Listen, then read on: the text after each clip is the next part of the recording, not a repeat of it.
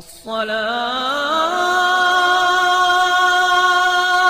خير من النوم۔ پیارے دوستو، آج ہم آپ کو ایک بہن اور اس کے بھائی کی ایک ایسی درد بھری داستان سنانے والے ہیں جس کو سن کر آپ لوگ بھی حیران و پریشان رہ جاؤ گے اور آپ کی آنکھوں میں آنسو آ جائیں گے۔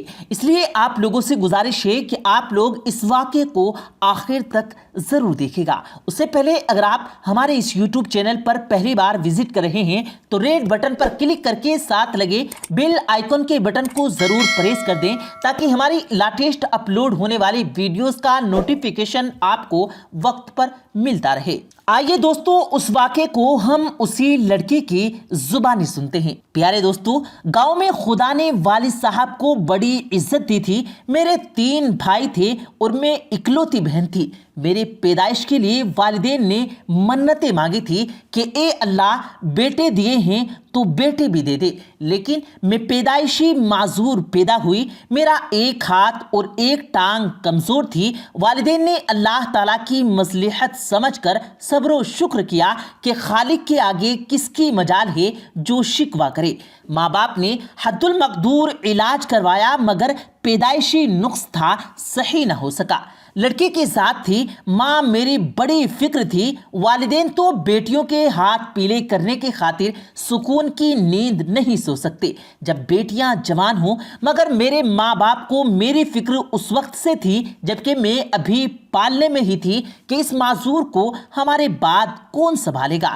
والد صاحب مجھے لے کر کئی اسپتالوں میں بھٹکے اور بے شمار ڈاکٹروں کو دکھاتے رہے، لیکن آخر کار ہار گئے۔ ہر طرف سے ناکامی کے بعد وہ نا امید ہو کر بیٹھ گئے۔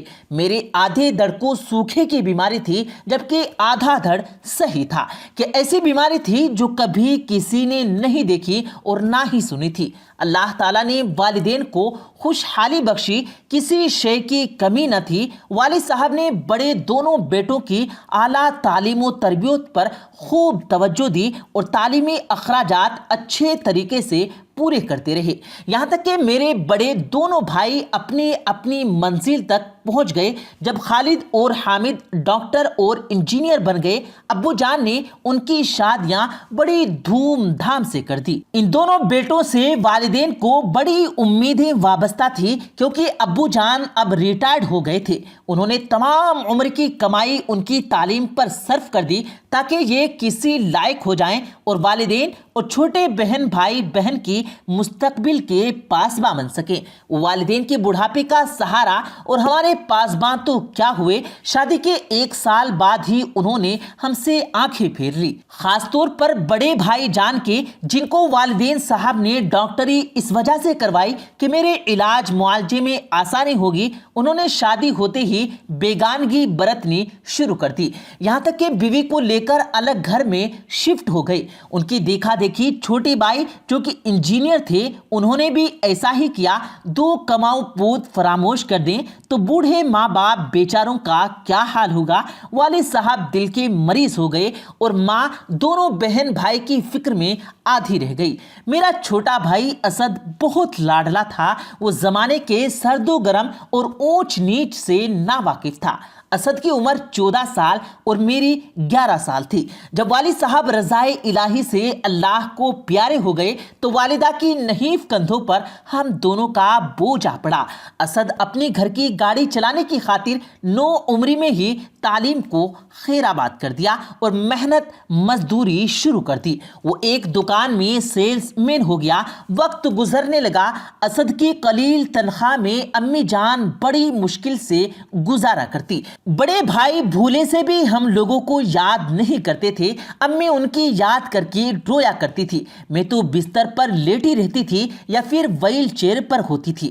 اسد دن رات محنت کر رہا تھا۔ والدہ کی خواہش تھی کہ اب اس کی شادی ہو جائے تاکہ گھر میں بہو آنے سے رونق ہو جائے، میری تنہائی کا سدے باب ہو، خود میرا بھی جی بہل جائے۔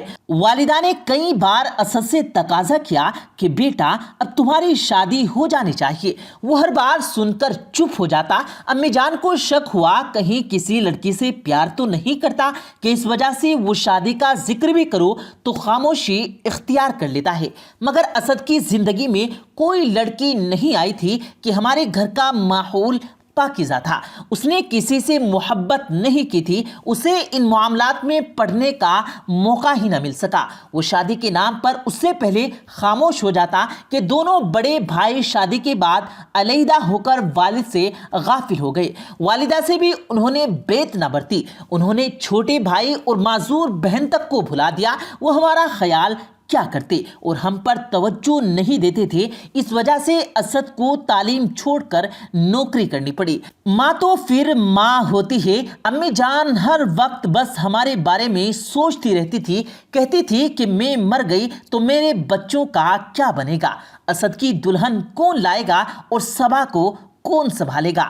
ماں اسد کے پیچھے پڑ گئی کہ بیٹا اب تم شادی کر لو، میرے مرنے کے دن قریب ہیں، تمہارا صحرا دیکھ لوں۔ تب وہ جواب دیتا کہ ماں 2 لڑکوں کی شادیاں کر چکی ہے، بیٹے اور بہن آپ کو کتنا سکون ملا ہے ان دونوں سے، اب اگر میں بھی شادی کر کے ان جیسا بن گیا تو پھر کیا کرو گے۔ اللہ جانے بیویاں کیا جادو کر دیتی ہیں کہ انسان ماں باپ کو بھی بھول جاتا ہے۔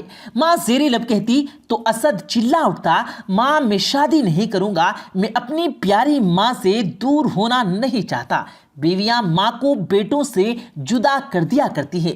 امی اسد کی بات سن کر سہم جاتی تھی، مگر ان کو دن رات یہی فکر رہتی کہ ان کے بعد ہم لوگوں کا کیا بنے گا۔ اسی سوچ میں بالآخر وہ بھی ایک روز اپنے خالق کے پاس چلی گئی۔ اب ہم بہن بھائی ماں کے بغیر جینے پر مجبور تھے، جبکہ وہی ہماری زندگی کا کل مرکز تھی، وہی ہماری کل کائنات تھی۔ ہماری زندگی انہی کے دم قدم سے قائم تھی۔ اب گھر ہمیں کاٹنے کو دوڑتا۔ اسد میرے لیے بہت پریشان تھا کہ میں معذور تھی، ایک ہاتھ ایک پاؤں بالکل کام نہیں کرتے تھے اور بغیر سہارے کے چل بھی نہیں سکتی تھی۔ ہمارے پڑوس میں منیر اور ان کی بیوی رہا کرتے تھے۔ امی کی وفات کے بعد منیر کی بیوی باقاعدگی سے آنے لگی۔ وہ بہت اچھی عورت تھی، جو منیر کام پر چلا جاتا تو وہ آ جاتی، خاموشی سے سارا کام گھر کے کام کرتی، میرا منہ ہاتھ دھلاتی، کپڑے بدلوا کر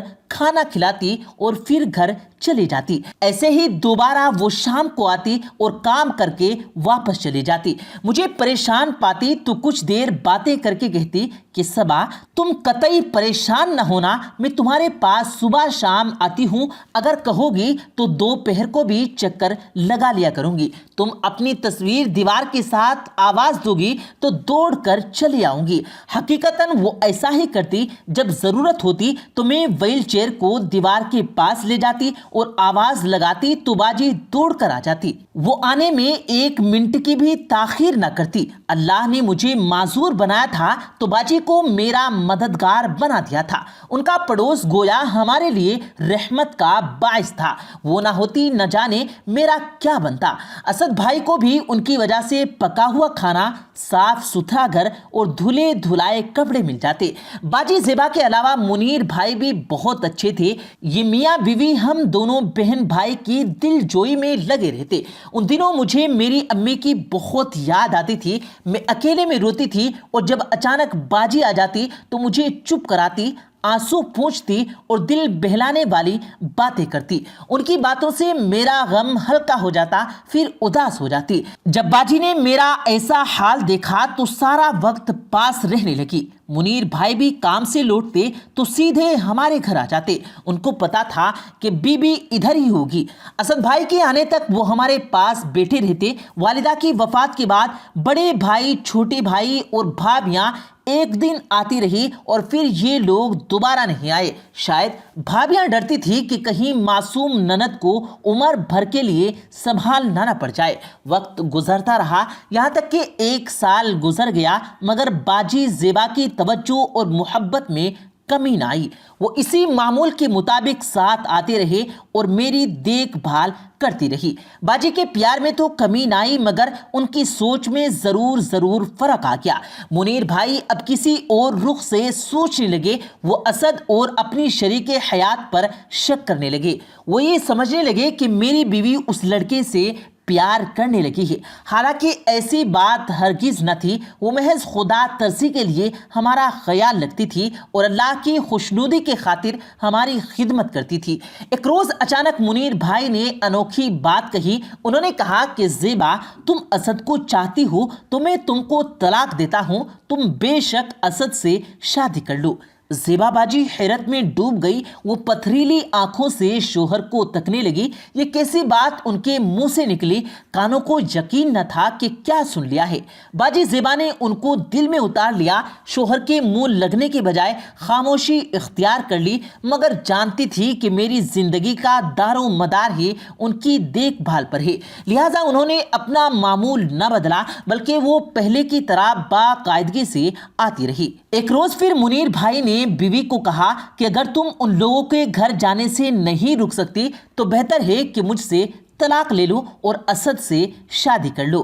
حالانکہ باجی میرے بھائی سے 6 سال بڑی تھی، مگر شوہر نے پھر ایسی بات دوبارہ کی تو باجی رونے لگی۔ اس روز وہ ہمارے گھر نہ آئی تو نہ گھر میں ناشتہ بنا اور نہ ہی کھانا پکا۔ میرا منہ کسی نے نہ دھلایا اور غسل خانے کو بھی جب پریشان ہوئی تو 11 بجے چیر ایک ہاتھ سے چلا کر دیوار تک پہنچی اور باجی کو آواز دی۔ ادھر سے ابھی آئی کا جواب نہیں آیا بلکہ اس کی جگہ سسکیوں کی آواز آئی تو میری بھی رونی آ گئی۔ میرے رونے کا اثر یہ ہوا کہ وہ تیزی سے دوڑتی ہوئی ہمارے گھر آ گئی اور انہوں نے معمول کے مطابق مجھے واش روم پہنچایا، پھر نہلا دھلا کر صاف کپڑے بدلوا دیے اور کھانا بنا کر اپنے ہاتھوں سے کھلایا۔ کپڑے دھو کر رسے پر ڈالنے کے بعد سارے گھر کی صفائی کر دی۔ وہ سارے کام بڑی تیزی سے منٹوں میں کر دیا کرتی تھی۔ بیچ میں وقفے سے میرے پاس آ کر باتیں کرتی اور کبھی ایسی باتیں کرتی کہ میں ہنس دیا کرتی۔ اتنے میں شام کے 4 بج گئے اور اسد بھی آ گیا۔ باجی نے اسے کھانا دیا۔ ابھی وہ کھانا کھا ہی رہا تھا کہ منیر بھائی آ گئے۔ پہلے وہ گھر گئے، جب بیوی کو نہ پایا تو ہمارے گھر آ گئے۔ باجی اسد کے سامنے سے جھوٹے برتن اٹھا رہی تھی۔ یہ منظر اس کے شوہر نے برداشت نہ کیا اور تلخی سے کہا کہ زیبا بی بی، میں تم کو طلاق دے دوں گا، تم اسد سے نکاح کر لو۔ تبھی باجی کو غصہ آ گیا، تیوری پر بل ڈال کر بولی، ٹھیک ہے منیر جی، میں واقعی ان سے شادی کر لوں گی، آپ مجھے طلاق دے دیجئے۔ اسد ہاتھ دھونے واش روم چلا گیا تھا۔ اس نے بات نہ سنی مگر میں سامنے بیٹھی تھی، میں نے سن لیا۔ میں بہت دکھی ہو گئی کیونکہ دکھ کے بادل میری باجی کے چہرے پر چھا گئے تھے۔ جب اسد واش روم سے لوٹا تو باجی رو رہی تھی۔ اس نے پوچھا، کیا ہوا باجی زیبا، آپ کیوں رو رہی ہیں؟ جواب ملا کہ اسد، منیر مجھے طلاق دینا چاہتے ہیں، تم برا نہ مانو تو ایک بات کہوں؟ کہیے باجی۔ وہ ہماتن گوش ہو گیا۔ اسد، تم مجھ سے شادی کر لو، ایسا کہہ کر وہ پھوٹ پھوٹ کر رونے لگی۔ یہ سن کر میرے بھائی کا رنگ اٹھ گیا۔ لگتا تھا کہ اس کے دل کی دھڑکن تیز ہو گئی۔ گھبرا کر بولا، باجی یہ آپ کیا کہہ رہی ہو؟ میں صحیح کہہ رہی ہوں۔ منیر مجھ پر شک کرنے لگے اور میں اس صورتحال کو برداشت نہیں کر سکتی اور میں آپ لوگوں کو بے سہارا بھی نہیں چھوڑ سکتی، کیونکہ اس طرح خدا ناراض ہوگا۔ پھر میں کیا کروں؟ اور تو کوئی صورت نہیں۔ باجی آپ ہمارے خاطر اپنا گھر برباد نہ کریں، ہمارا اللہ مالک ہے، کوئی مدد ہو کر دے گا۔ آپ منیر بھائی کی عزت ہیں، بھلا پھر میں کیسے آپ سے شادی کر سکتا ہوں؟ یہ کہہ کر وہ رونے لگا اور میں بھی۔ اب ہم تینوں ہی روئے جا رہے تھے اور ہم کو چپ کروانے والا کوئی نہیں تھا۔ ادھر منیر بھائی کے دل سے شک نہ گیا۔ وہ چپکے کسی دوست کے ساتھ مولوی حضرات کے پاس جانے لگے اور طلاق سے متعلق معلومات کرنے لگے۔ وہ دوست بھی سمجھاتا تھا کہ ایسا نہ کرو، بڑی غلطی ہے۔ اس کا نام رانا تھا۔ ایک روز رانا ہمارے گھر آیا۔ اسد سے کہا، دیکھو تمہاری وجہ سے زیبا کو اس کا شوہر طلاق دے رہا ہے، کیا ہی اچھا ہو کہ تم اس کو روکو اور وہ اس کام سے باز رہے، ورنہ اس بیچاری کا گھر برباد ہو جائے گا۔ मैं कैसे उसे रोकूं? असद ने सवाल किया। एक ही रास्ता है कि तुम किसी लड़की से शादी कर लो ताकि कोई तुम्हारी माजूर बहन को संभालने वाला आ जाए। अगर ऐसा नहीं कर सकते तो झूठ ही बोल दो कि मैं शादी कर रहा हूँ। इस तरह मुनीर बीवी को तलाक दे देगा और उसका शक भी दूर हो जाएगा। असद ने भी ऐसा ही किया। उसने मुनीर भाई को कहा कि आप क्यों बीवी को तलाक दे रहे हैं? मैं तो उनको बाजी समझता हूं और मैं एक लड़की से प्यार करता हूं, जल्दी ही उसके साथ शादी कर रहा हूं। जब वो घर आ जाएगी तो फिर आपकी बीवी की मदद की जरूरत नहीं रहेगी।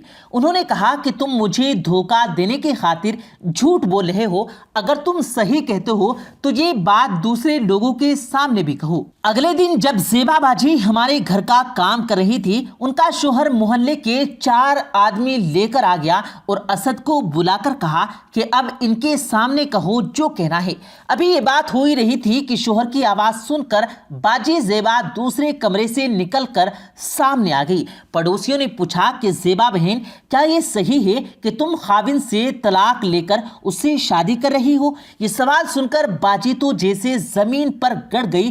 पहले तो सर न उठाया। जब उन्होंने दोबारा वही बात कही तो बाजी ने तंग आकर जवाब दिया, पहले तो मैं ऐसा न कर रही थी, लेकिन अब जबकि मेरे खाविन ने खुद 4 आदमियों के सामने मेरी बदनामी कर दी तो बेशक मैं यही करूंगी, उनसे तलाक लूंगी और असद से शादी करूंगी। उन लोगों ने भी बाजी की बेबसी को महसूस कर लिया। पहले बहुत समझाने की कोशिश की मगर मुनीर न माना तो उन्होंने कहा कि ठीक है, तुमने बीवी को तलाक देनी है तो दे दो, हम इसकी शादी असद से करवा देंगे।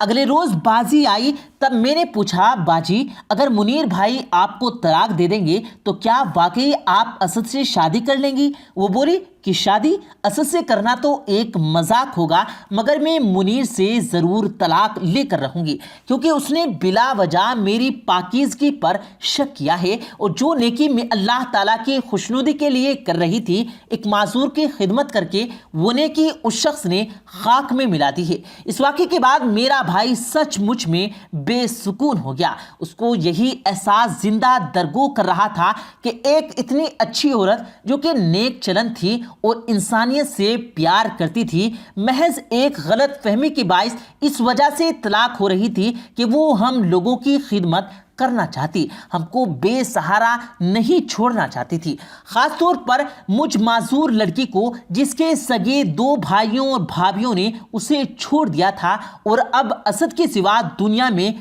और कोई ना था।